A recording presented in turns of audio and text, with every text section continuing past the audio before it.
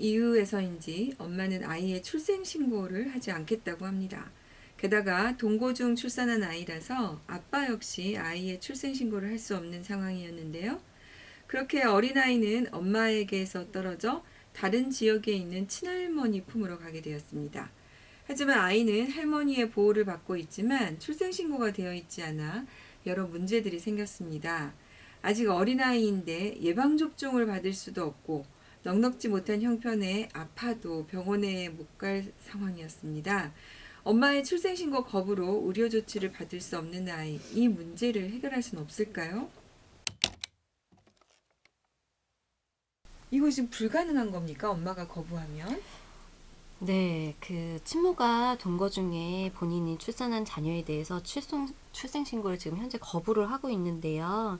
그 가족관계 등록법에 따르면 혼인 외에 출생자의 신고는 모가 하게 되어 있습니다.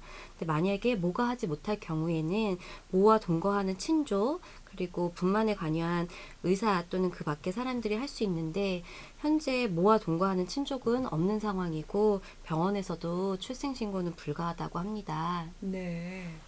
아빠가 지금 할 수는 없는 겁니까? 일명 사랑입법으로 미혼 네. 부가 자녀를 출생신고할 수 있게 되었습니다. 하지만 사랑입법은 모를 알 수 없는 경우에만 부가 출생신고를 할 수 있는 것이고, 위 사례의 경우에는 출생증명서 상에 모가 기록되어 있기 때문에 부가 출생신고를 할 수 없는 상황입니다. 이에 대해서 신고 의무자인 모가 출생신고하지 아니하여 자녀의 복리가 위태롭게 될 우려가 있는 경우에는 검사 또는 지방자치단체장이 출생신고를 할 수 있다고 되어 있는데요. 관련 기관에 저희가 확인했을 때 친모가 사망하거나 행방불명되었을 때만 위 법이 적용이 가능하다라는 답변을 받아서 현재로서는 모의 동의 없이 출생신고를 할 수 없는 상황입니다. 또 이런 게 있군요. 이게 지금 아이의 사실은 예방접종도 못하고 병원도 못 간다면 정말 생명이 위태로운 상황인데 이러한 긴급 상황에도 출생신고를 못하고 아버지가 있는데도 못하고 또 이런 경우가 있군요. 이렇게 하는 경우가 실제로 있습니까?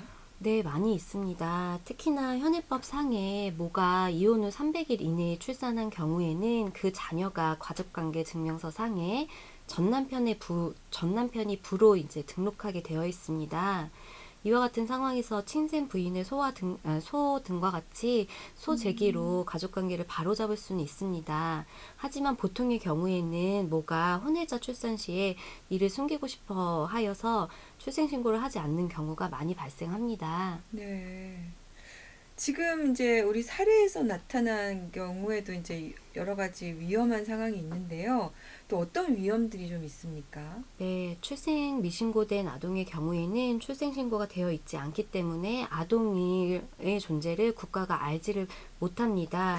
그래서 그쵸. 그에 따라서 국가이면 누구나 받을 수 있는 국가 무료 예방 접종과 같은 의료적인 지원도 불가하고, 또 초등 의무 교육에서도 제외되게 됩니다. 이처럼 출생신고 되지 않은 경우에는 아주 기본적인 권리가 지켜지지 않을 수 있습니다. 그러니까 의료 지원뿐만 아니라 교육에서도 소외되고 앞으로 어떠한 것도 좀 할 수 없게 되는 거잖아요. 네, 네. 아동을 보호 관리할 수 있는 체계가 그 아이를 출산한 분 외에는 없는 상황이거든요. 네. 그래서 이 아동을 보호 관리할 수 있는 체계가 없음으로 해서 아동학대에 쉽게 노출될 수 있습니다. 예를 들어서 아이가 어린이집이나 학교 이런 데 다니는 아동들에 대해서는 어린이집, 학교 등에서 보호도 되고 교육도 받을 수가 있습니다. 하지만 그리고 가정 내에서 발생할 수 있는 아동 학대에 대해서도 모니터링이 학교나 어린이집을 통해서도 가능합니다. 하지만 출생 미신고된 아동들은 그러한 보호 체계가 없기 때문에 아동 학대에 쉽게 노출될 수가 있습니다. 네. 더욱이 출생신고되지 않는 학대 피해 아동들에 대해서는 아동복지시설에 또 입소가 불가해서 출생 미신고된 학대 피해 아동들이 발견되더라도 그 아동을 안전하게 보호하는 데에는 어려움이 있습니다. 네. 사실은 지금 이렇게 출생신고를 하지 않는 것 자체를 아동학대로 처벌을 해야 되겠군요. 네, 맞습니다. 그렇게 해서 실제로 처벌된 사례도 있습니까? 경찰 뭐 수사가 되고, 근데 그 과정에서 저희 뭐 경찰이나 검찰, 법원에서 이제 설득을 해서 출생신고를 지금 하고 있는데, 출생신고를 하지 않는다고 해서 아직 법적 처벌을 받거나 그러신 분은 네, 없습니다. 저희 기관 같은 경우에는. 네. 네. 그렇게 이제 했을 경우에 처벌을 하겠다고 하면은 이제 출생신고를 하니까 처벌까지는 이르지 않겠지만 끝까지 거부하는 경우에는 처벌을 하거나 필요로 뭐 이렇게 합니다. 네, 돼야 그렇게까지 어쨌든 해서라도 출생신고를 하도록 해야 애가 보호받을 수가 있겠죠.